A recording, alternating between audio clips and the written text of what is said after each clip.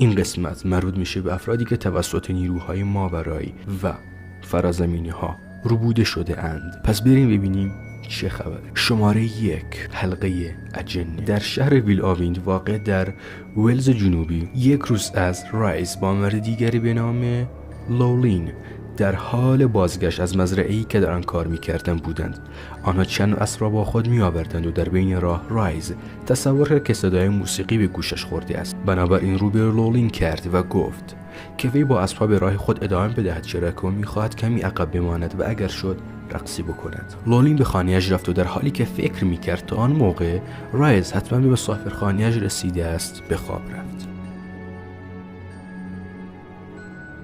ولی صبح روز بعد نیز هنوز رایز برنگشته بود. لولین خیلی نگران شد. به همین جهت با چند تن از افراد روستا به جستجوی رایز شتافته. بعد از اینکه جستجو برای رایز بی‌نتیجه ماند، او متهم به قتل شد، قتل دوست خودش.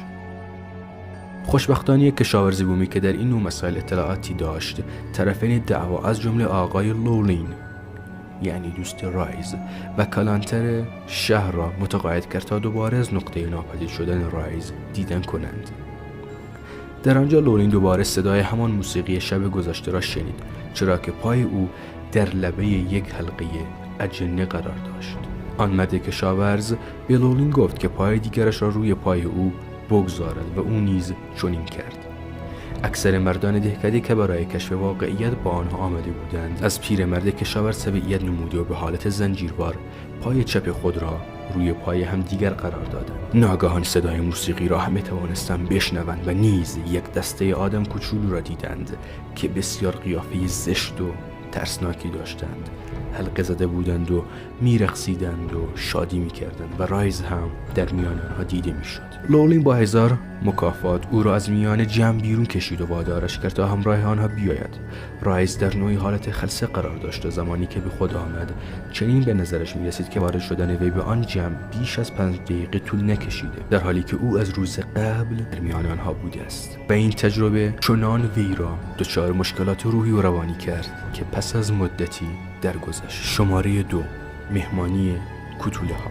دفترچه یادداشت کوچکی در موزه بریتانیا وجود دارد که در صفحه آخر آن امضای شخصی به نام کوتا به چشم می‌خورد. طبق نظر کارشناسان مطالب نوشته شده در آن کاملا واقعی بوده و مربوط به سال 1678 میلادی میباشد. در صفحات اولیه این دفترچه چنین نوشته شده است: 3 هفته قبل از آنکه جزوه نگاشته شود، شخصی به نام دکتر مور به همراه 2 نفر دیگر وارد شهر ویکلاو واقع در کشور ایرلند شدند و از آنجایی که دیر وقت بود شب را در مسافرخانه‌ای به نام درامگریک اتراق کردند.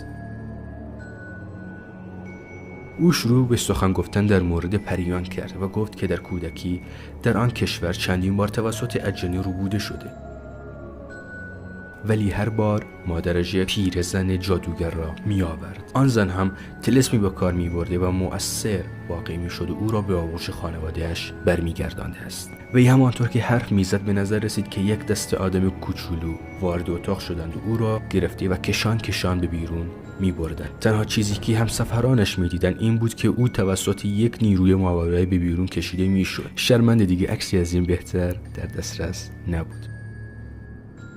دوستانش سعی کردند که مانع از خارج شدن وی گردند، ولی ناگهان دکتر مور محو شد.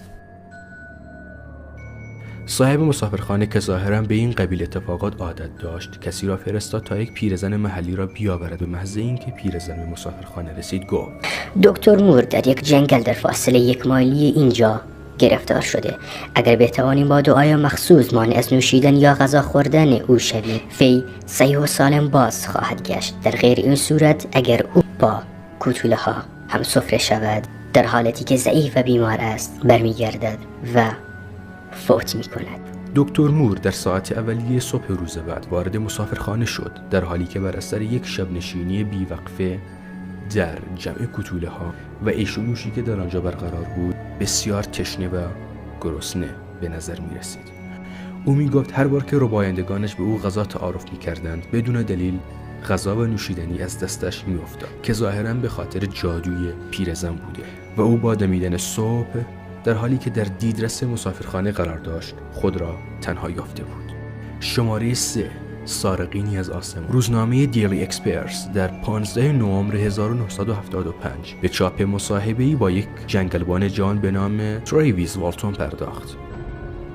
10 روز قبل از آن تاریخ، یعنی در 5 نوامبر، وی به همراه 5 نفر از دوستانش سوار یک کامیون از طرف جنگل نزدیک به اسنوفلیک واقع در ایالت آریزونا به سر کارش میرفت که ناگهان در بالای درختان یک نور درخشان و شناور را مشاهده نمود. ترویس در آن لحظه از آن نور ترسی نداشت، چرا که در کودکی خیش به همراه برادرش در مزرعهشان چند بار با یوفوها ملاقات کرده بودند. مایک راجرز راننده کامیون کنار زد و ترویس والتون به بیرون پرت شد و به طرف آن نور دوید. دیگران ناگهان یک برق خیره کننده دیدند و شاهد بودند که والتون به زمین افتاد. سپس آنها با ترس و وحشت بسیار سوار اتومبیلشان شدند و گریختند. وقتی دوباره به محل بازگشتند هیچ نشانی از والتون در دسترس نبود و یک جستجوی سراسری و مفصل 5 نفره بی ثمر ماند. بعد از 5 روز سر و کله والتون دوباره پیدا شد، ولی نه در اسنوفلیک بلکه در شهرک هیبر که چند مایل با آنجا فاصله داشت. به شرح جزئیات یک بشقاب پرنده پرداخت و گفت که عده‌ای از سرنشینان آن چهره‌ای مانند انسان داشتند و عده‌ای نیز انسان‌های عجیب و غریب بودند که به یک جنین تکامل یافته انسان شبیه بودند. وی در ادامه به رفتار عجیب آنها با خود پرداخت و افزود که پس از انجام آزمایشاتی اجازه دادند تا در محلی که نه چندان دور از نقطه روبوده شدنش بود پیاده شود.